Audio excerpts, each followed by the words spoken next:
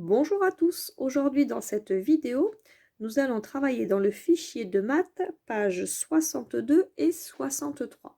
Nous allons revenir un petit peu sur la multiplication que l'on utilise pour calculer en colonnes. Ok, mais ça va se compliquer un petit peu aujourd'hui. Regardez bien, on commence ensemble. Nous allons regarder ensemble l'activité Cherchons, page 62.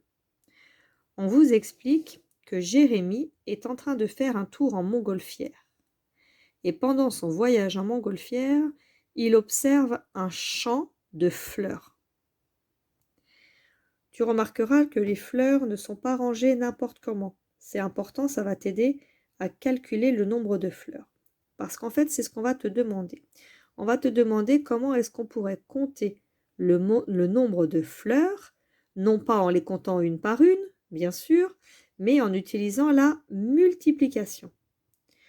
On avait appris quelques pages plus tôt à utiliser la multiplication lorsque les objets sont rangés en ligne et en colonne.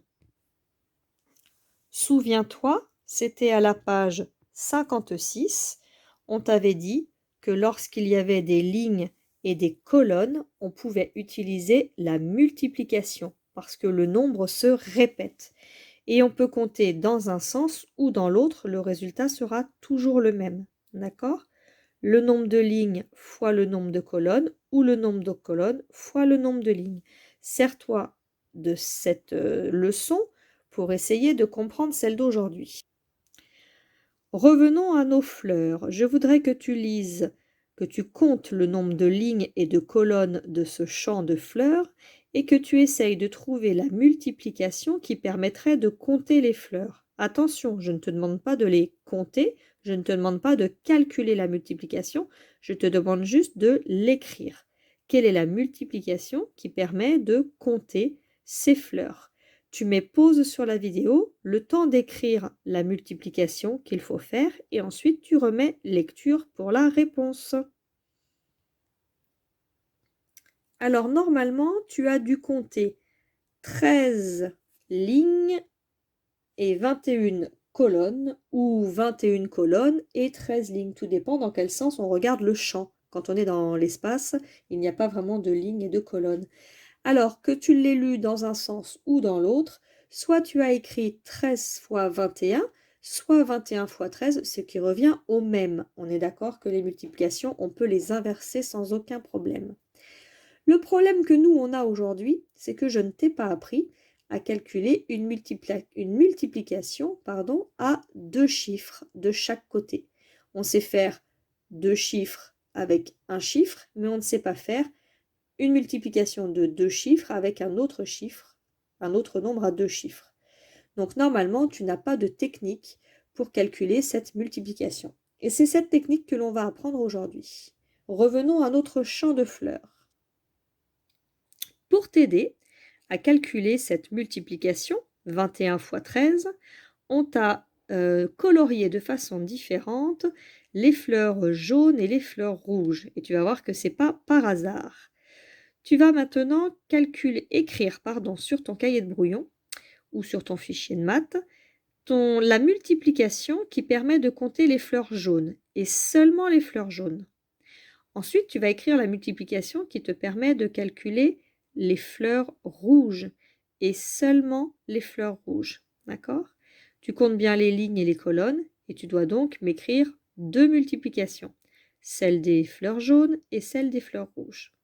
Tu mets pause sur la vidéo et quand tu es prête, tu remets lecture.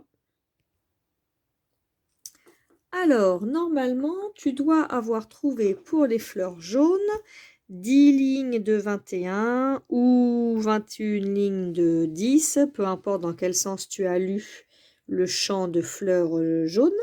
Mais en tout cas, tu dois avoir trouvé une des deux réponses, 10 fois 21 ou 21 fois 10. Pour les fleurs rouges, tu dois avoir trouvé normalement 3 lignes de 21 ou 3 colonnes de 21, ça dépend dans quel sens on regarde, ou alors 21 fois 3. Les deux réponses étaient possibles. Maintenant, si tu regardes bien ce que je viens de te faire chercher, tu vas peut-être te rendre compte que ce n'est pas par hasard que j'ai séparé en tout cas que le fichier a séparé les fleurs jaunes et les fleurs rouges. C'est censé t'aider à calculer notre multiplication de départ. Regarde bien le lien qu'il y a entre la multiplication de départ et celle que tu viens de trouver. Observe bien ce que tu vois. Dans les fleurs jaunes, on a écrit 10. Dans les fleurs rouges, on a écrit 3. Et dans les deux calculs, il y a le nombre 21. Lui, il ne change pas, le nombre 21. À chaque fois, il est présent. La seule chose qui change, c'est le 10 et le 3. Et regarde bien, le 10 et le 3, tu les retrouves ici. Attends, hop, je fais, voilà, la mise au point. Le 10 et le 3, tu les retrouves ici. Ce qui veut dire que quand tu veux faire une multiplication avec un nombre à 2 chiffres, tu vas pouvoir le faire si tu le décomposes.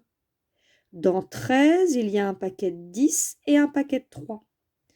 C'est-à-dire, hop, je reviens à mon fichier, que dans mon champ, si je n'arrive pas à calculer les 13 lignes ou les 13 colonnes, comme on veut, d'un seul coup, j'ai qu'à faire un paquet de 10, comme ils ont fait en jaune, plus un paquet de 3, comme ils ont fait en rouge.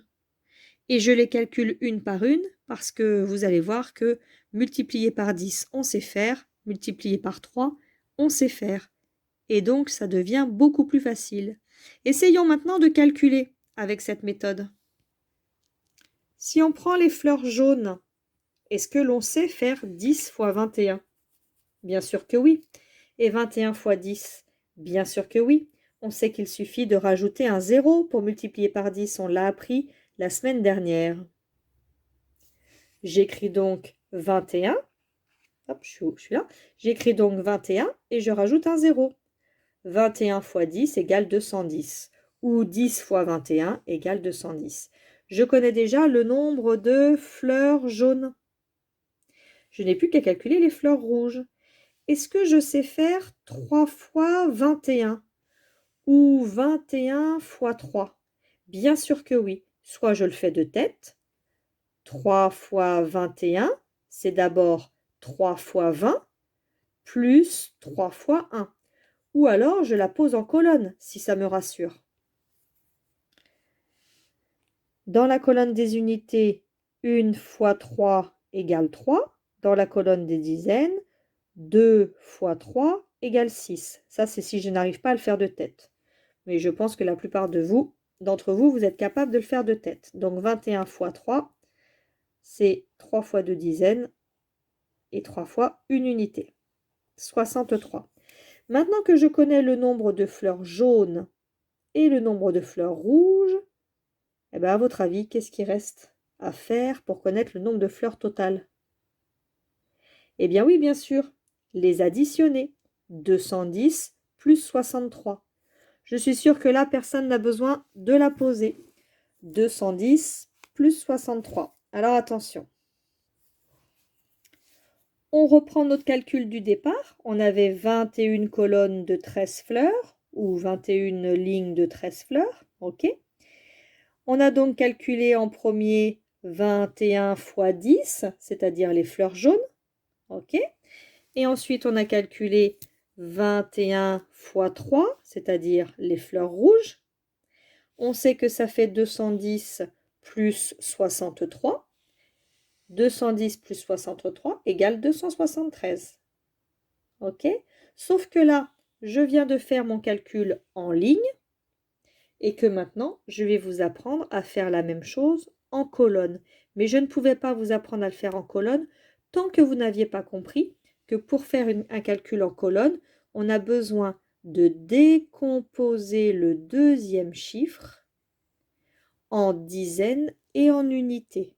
Ici les dizaines, ici les unités. On va être obligé de le faire en 2 étapes. D'accord? On regarde maintenant comment on fait ça en colonne. Donc, pour multiplier un nombre à 2 chiffres comme on vient de le faire, on va d'abord devoir multiplier les unités, puis ensuite les dizaines. On va donc devoir le décomposer. D'accord? Là, ils prennent un grand exemple dans la leçon. Moi, je voudrais le refaire avec notre modèle à nous pour que ce soit plus clair. Donc, je vous refais la même chose que ça, d'accord? Mais avec le modèle qu'on vient de voir parce que je trouve que c'est plus logique.